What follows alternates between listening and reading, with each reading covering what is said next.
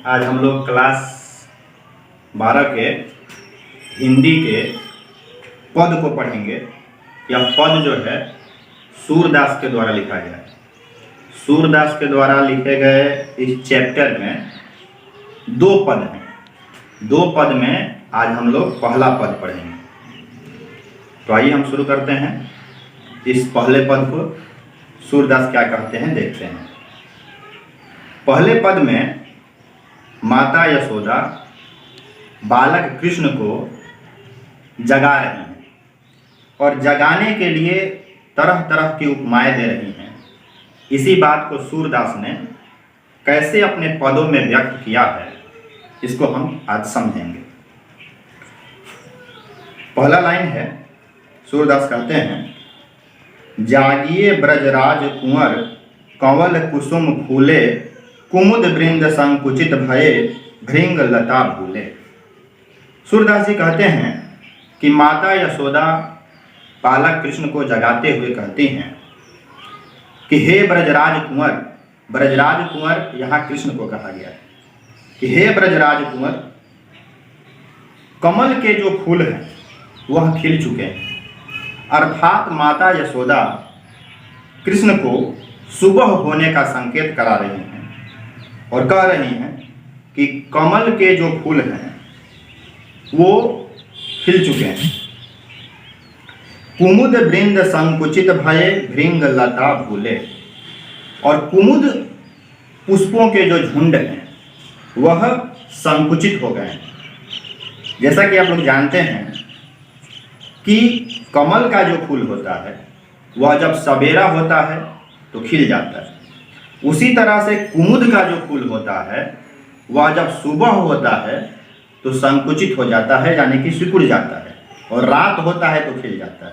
यह कमल के उल्टा होता है। कमल सुबह में खिल जाता है, रात में संकुचित हो जाता है, और कुमुद जो पुष्प होता है वह सुबह में संकुचित हो जाता है और रात में खिल जाता है। इसी बात को बताते हुए माता यशोदा कह रही हैं कि कुमुद वृंद संकुचित भये भृंग लता भूले। और भंवरों के जो झुंड हैं वह फूलों और लताओं पर मंडरा रहे हैं। भंवरों के झुंड फूलों और लताओं पर मंडरा रहे हैं। इसका मतलब माता यशोदा बताना चाहती है बालक कृष्ण को कि सुबह हो गया है, सवेरा हो गया है, अब उठो। अगला लाइन है, तमचूर खगरोर सुनहु बोलत बन राई, रामभती गो खरिकनी में बछराहित धाई। माता यशोदा कहती हैं कि तमचूर, तमचूर का मतलब होता है मुर्गा, खग का मतलब होता है पक्षी, रोर का मतलब होता है आवाज। माता यशोदा कह रही हैं कि मुर्गे की और अन्य पक्षियों की आवाज को सुनो जो वन से बोल रहे हैं। बोलत बन राई, तमचूर खगरोर सुनहु बोलत बन राई। वन से पक्षियों की आवाज आ रही है, मुर्गे बोल रहे हैं।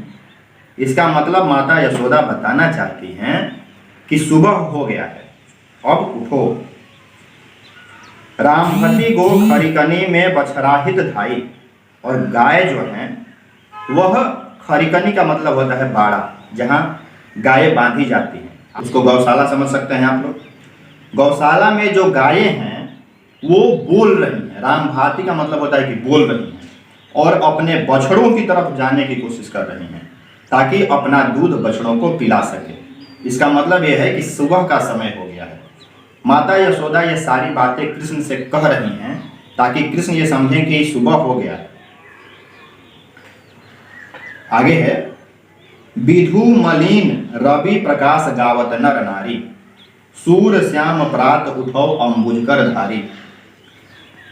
माता यशोदा कहती हैं कृष्ण से कि विधु मलिन, विधु का मतलब होता है चंद्रमा। चंद्रमा जो है वह अब मलिन हो गया है।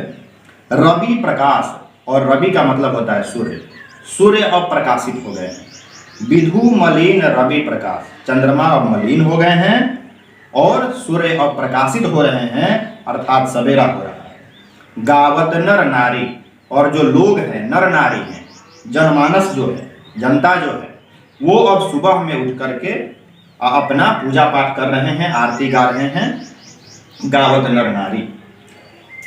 सूर श्याम प्रात उठौ अंबुजकर धारी। सूरदास कहते हैं कि माता यशोदा कह रही हैं कि हे कृष्ण, हे अंबुजकर धारी। अंबुजकर धारी का मतलब होता है कि अपने हाथ में कमल के फूल को धारण करने वाले, अपने हाथ में कमल के फूल को धारण करने वाले हे कृष्ण, अब सुबह हो गया है, आप उठिए। तो इस प्रकार से हम लोग सूरदास का पहला पद देखे हैं। अगला पद नेक्स्ट वीडियो में देखेंगे।